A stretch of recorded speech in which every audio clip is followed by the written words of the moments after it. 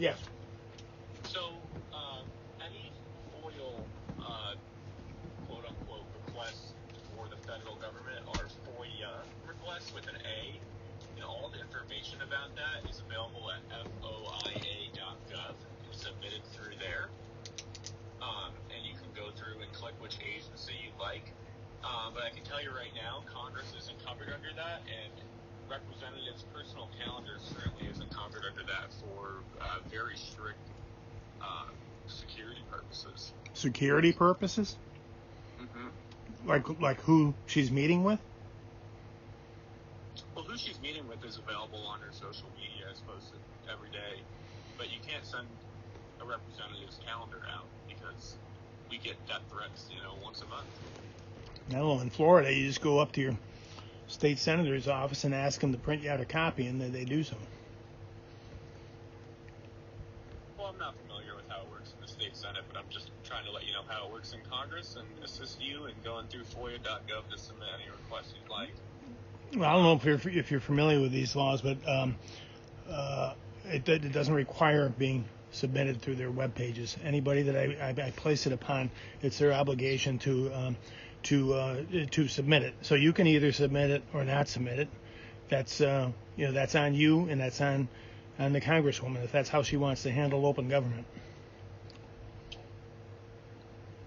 Well, first of all, sir, I'm quite familiar with these laws, and based on the email and you not even correctly asking for a FOIA request from the federal government. Oh, aren't you an expert, sir? I am from New York. Congressman Tenney is from New York, so I apologize for that.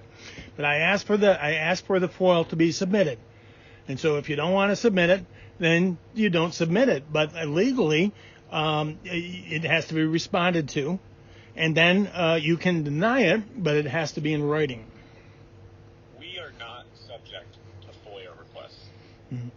So you are incorrect. But I'll be happy to send this along to Congressional Ethics, and I'll also send it along to the Capitol Police, as I do anyone requesting the Congresswoman's personal calendar. Is that a threat, sir? What is your name? It's not a threat. Did you just threaten me, sir? No, I didn't threaten you. You just threatened to report me to the Capitol Police because I submitted a FOIA request. That is out of line, sir. That is out of line.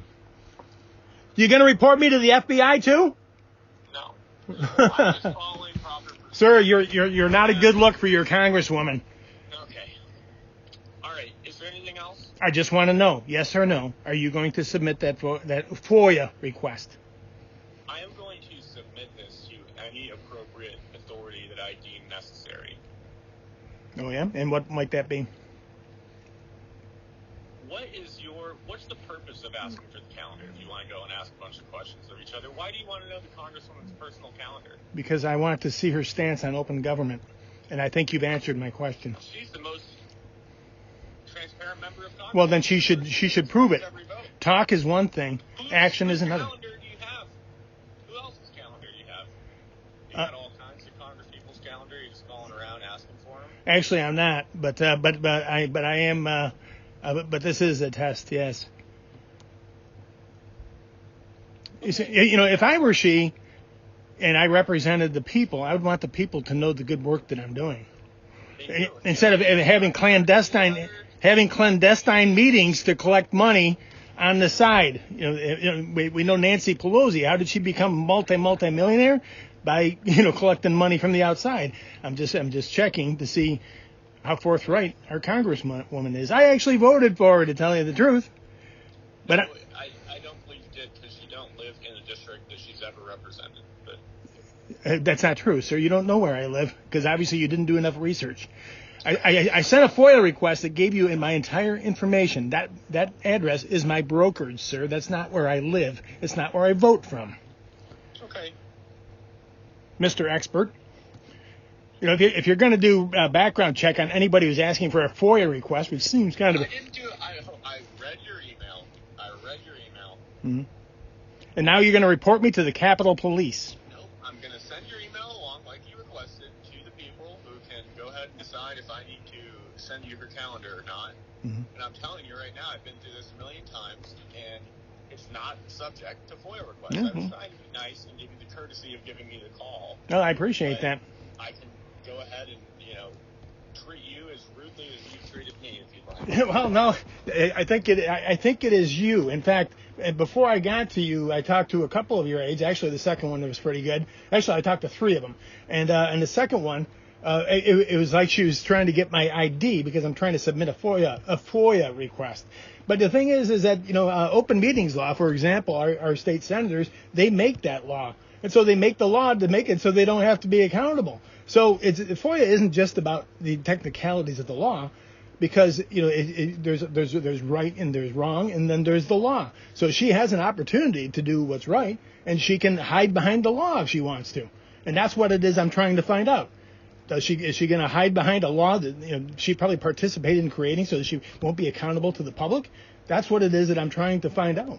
When I made this contact, I had no negative feelings toward Congresswoman Tenney. I voted for her. But I was just doing a little checking about how she feels about open government.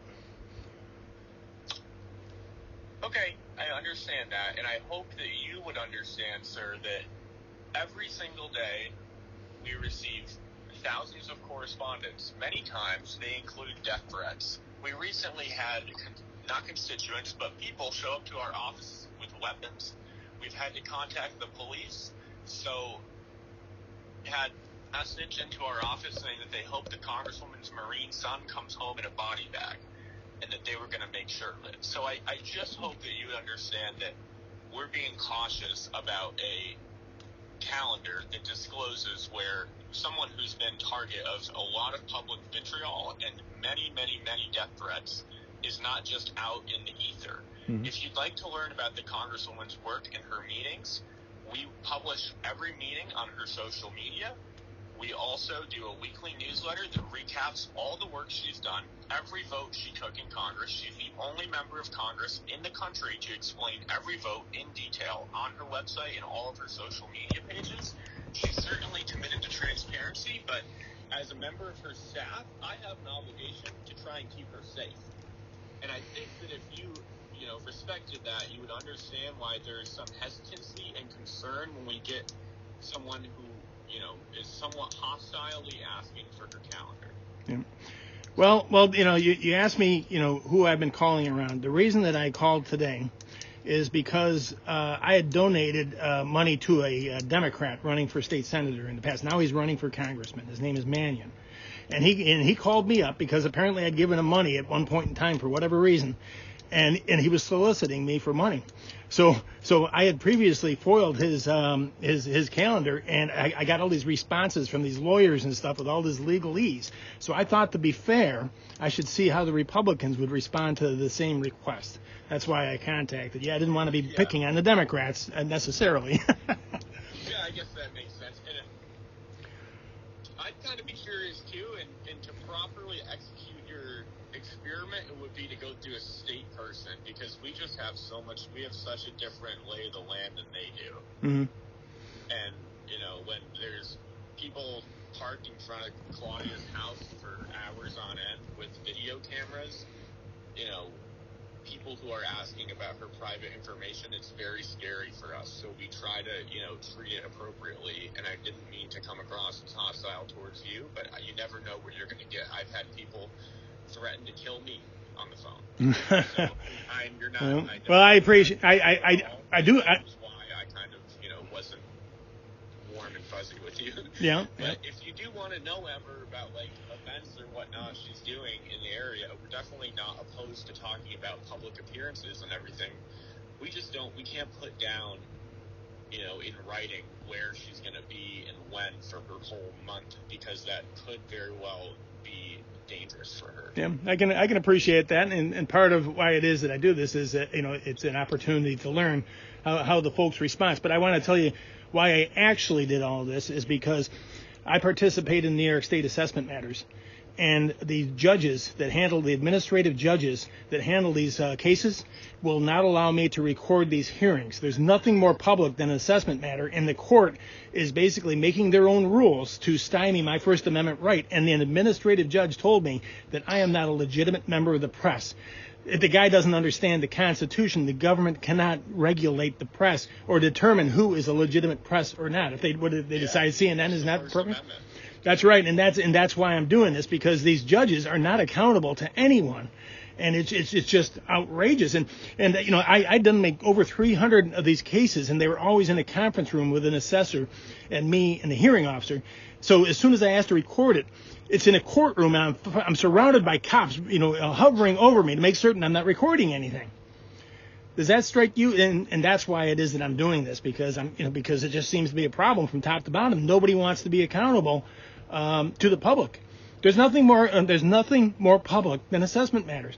But what happens is that they're not accountable. And I don't know if you saw in New York City, but they had a kickback scheme going on for 35 years, all the major properties in New York City. And finally they caught up with the guy. And then he was so old by that point, he died before they got him to trial. And then they just never did anything about the property owners who were in on the scam. And you could probably imagine all the folks that were in on that, and they just brushed it under the rug. It had been good. They arrested 16 assessors in the city of New York. Wow. And I do remember seeing something about that. Well, I can tell you, I can direct you to multiple different avenues to learn about, Congresswoman Tenney via transparency. You can see anyone who's ever donated to any of her campaigns on fec.gov. If you go to clerk.house.gov, you can see all of her personal finances, which are disclosed on a yearly basis. And on tenney.house.gov, you can go and see every single bill she's ever voted for, how she's voted, and why. She's the only one to do that. You can also see... Where is that? Where is that one? Tenney.house.gov. And that will show you, there's a My Votes Explained tab. She's the only person to do it. I don't know if you're nearby Auburn, but it was recently covered in the Auburn newspaper when she explained her 500th vote as, being the only person to do that in Congress based on their research. And our social media pages post all of her whereabouts. Like yesterday, she toured the town of Owasco with town officials to talk about algae blooms in the Finger Lakes. Mm-hmm. So all of that is out there, and those are the ways in which we, publicly disclose everything in a way that protects the Congresswoman and our staff's safety. We had 2 weeks ago, we received a letter that said, I have a pistol and 3 bullets, one for each person who works in this office. I'll find you at your homes. This is to a bunch of 21, 23, 25-year-old kids who spend their day trying to help people get their social security checks and get their passports. They're terrified, and the police has to stay outside of our office. So, all of this, being in national politics, attracts some unfavor or, kind of sketchy people sometimes, and you have to just, you sound like a good guy, and this is my cell if you ever, want to talk more about what she's doing in Congress. I'm not trying to be standoffish with you, but it's really just a safety thing. Yeah. Well, yeah, I think you've adequately described it. But the thing is that you might not have so much of that if there was more transparency in government, because people when they get sandbagged and when they get ignored, they become upset about this. And I've become a bit of an expert on it because I've dealt with assessment matters in 30 counties. So I've seen how assessors all across New York State treat the taxpayers, and it's outrageous. And the stuff that goes on, it just never ends with the tomfoolery and the shenanigans that go on. But mostly it's the dismissive behavior towards the taxpayers. These people, you need to protect the homeowners because they're the foundation of the country. And that's what I try to do, is I try to protect the homeowners, because homeowners don't burn police precincts and car dealerships. And so when these municipalities, these municipalities use, they pay lawyers that are funded by the taxpayers to suppress the taxpayers. So you try to ask them for some data so you can get down to to apples and apples on an assessment matter, and they evade your FOIL request. I deal with that constantly, and I have the whole FOIL law is so weak that you have to take them to Supreme Court over just getting a stupid report that takes 2 minutes to run. And if you do, you're not necessarily getting your attorney's fees and court fees. So they just ignore you, and you don't get the data. And so all I can do is use the fact that they didn't get me the data to basically slander them in the hearing. And I told the hearing officer, these people are evading FOIL, and they don't want to compare apples and apples, and it makes you wonder why, And so you might have less of that if the government were more open and transparent about what it is that they're doing, because people are very suspicious. How does Nancy Pelosi make that much money on a congresswoman's salary? The way that they all do it is that they go and they're not allowed to take an outside income, but their spouses are. So my guess would be Nancy Pelosi's husband makes $15 million a year being on the board of directors of every company that she could get him on, and then she makes her $175,000 from being a congressperson, and she's all squeaky clean, and her husband made all the money. But Congresswoman Tenney is unmarried, so none of that going on here. Well, she's probably about my age. Let her know. Just kidding. I appreciate you understanding, and definitely stay in touch with me if there's anything on a legislative front about this problem with assessors that we could help with. I'd be happy to hear you out, but it does seem, based on our conversation, like a state law issue. It is. And your name again? My name is Spencer. Spencer, I appreciate you taking the time with me. I really appreciate it. Yeah, no problem. Hope you have a great day. You too. Stay in touch. Bye-bye.